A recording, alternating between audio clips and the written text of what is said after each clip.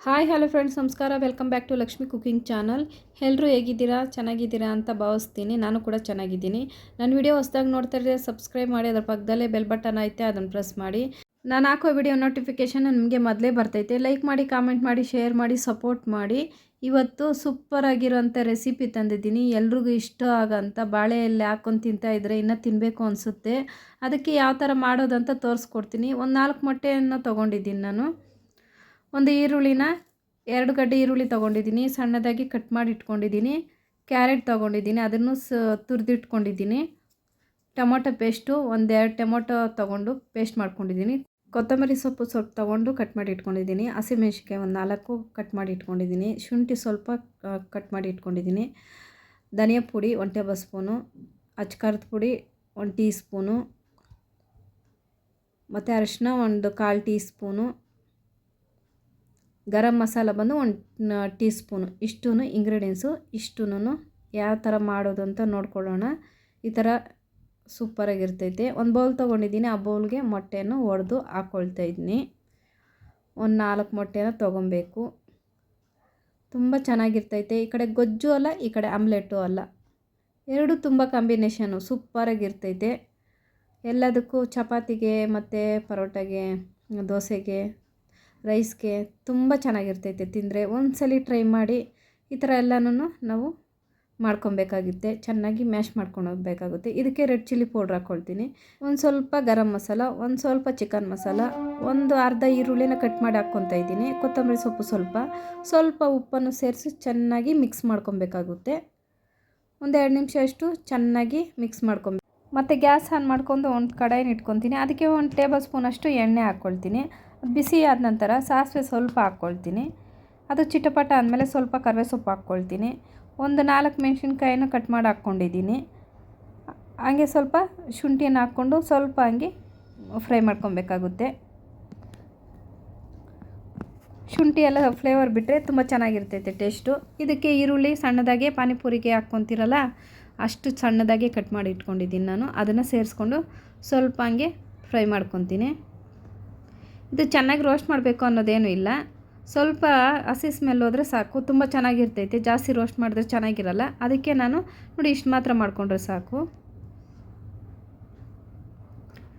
ಚೆನ್ನಾಗಿ ಕೈ ಆಡಿಸ್ಕೊತಾನೆ ಇರಬೇಕು. ತುಂಬ ಚೆನ್ನಾಗಿರ್ತೈತೆ ಈ ಥರ ಮಾಡಿಕೊಂಡ್ರೆ. ಇದಕ್ಕೆ 1-2 ಟೊಮೊಟೊ ತೊಗೊಂಡು ಪೇಸ್ಟ್ ಮಾಡಿಕೊಂಡು ಇದಕ್ಕೆ ನಾನು ಸೇರಿಸ್ಕೊತೀನಿ. ಇದು ಹಸಿ ಸ್ಮೆಲ್ ಹೋಗೋವರೆಗೂ ಚೆನ್ನಾಗಿ ಮಿಕ್ಸ್ ಮಾಡ್ಕೊಬೇಕಾಗುತ್ತೆ. ಉರಿ ಇಟ್ಕೊಬೇಕು. ಚೆನ್ನಾಗಿ ಹಸಿ ಸ್ಮೆಲ್ ಹೋಗ್ತೈತೆ, ಆವಾಗವರೆಗೂ ಚೆನ್ನಾಗಿ ಫ್ರೈ ಮಾಡ್ಕೊಬೇಕಾಗುತ್ತೆ. ಈ ಥರ ಟೇಸ್ಟ್ ಯಾವತ್ತೂ ನೋಡಿರಲ್ಲ ಅಂದ್ಕೊತೀನಿ. ನೀವು ಒಂದ್ಸಲ ಟ್ರೈ ಮಾಡಿ, ತುಂಬ ಚೆನ್ನಾಗಿರ್ತೈತೆ. ಇಷ್ಟಪಟ್ಟು ತಿಂತೀರಾ. ಸ್ವಲ್ಪ ಕೊತ್ತಂಬರಿ ಸೊಪ್ಪು ಸ್ವಲ್ಪ ಸೇರಿಸ್ಕೊತೀನಿ. ಹಂಗೇ ಸ್ವಲ್ಪ ಕೈ ಆಡಿಸ್ಕೋಬೇಕು.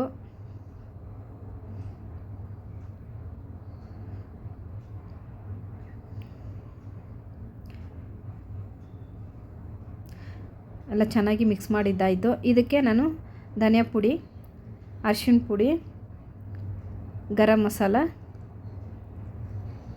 ರೆಡ್ ಚಿಲ್ಲಿ ಪೌಡರು ಇಷ್ಟು ಹಾಕ್ಕೊಂಡು ಎಲ್ಲ ಮಿಕ್ಸ್ ಮಾಡ್ಕೊತೀನಿ.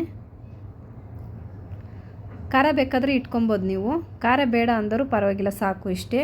ಇದಕ್ಕೆ ಸ್ವಲ್ಪ ಸಾಲ್ಟನ್ನು ಸೇರಿಸ್ಕೊತೀನಿ.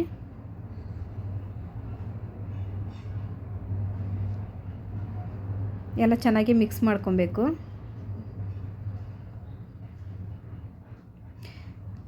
ಇದು ನೀಟಾಗಿ ಎಲ್ಲ ಬಾಣಲಿ ಎಷ್ಟು ಇರ್ತೈತೆ ಅಷ್ಟು ಅಗಲನೂ ತೆಗಿತೀನಿ. ಇದ್ರ ಮೇಲೆ ಸ್ವಲ್ಪ ಕ್ಯಾರೆಟನ್ನು ಹಾಕ್ಕೊಳ್ತೀನಿ. ತುಂಬ ಚೆನ್ನಾಗಿರ್ತೈತೆ ಈ ಥರ ಮಾಡಿಕೊಟ್ರೆ. ಕ್ಯಾರೆಟ್ ಹಾಕ್ಕೊಬೋದು, ಇಲ್ಲಾಂದರೆ ಸ್ಕಿಪ್ ಮಾಡ್ಬೋದು, ಪರವಾಗಿಲ್ಲ. ಇವಾಗ ನಾನು ಮೊಟ್ಟೆನೆಲ್ಲ ಮ್ಯಾಶ್ ಮಾಡಿ ಇಟ್ಕೊಂಡಿದ್ನಲ್ಲ, ಅದನ್ನು ನಾನು ಹಾಕ್ಕೊಳ್ತೀನಿ. ಎಲ್ಲ ನೀಟಾಗಿ ಅಷ್ಟು ಅಗಲನೂ ಮಾಡ್ಕೋಬೇಕಾಗುತ್ತೆ.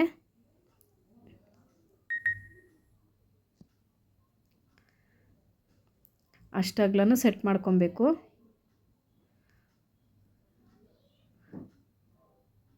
ಇದು ರೆಡಿ ಆಯಿತು.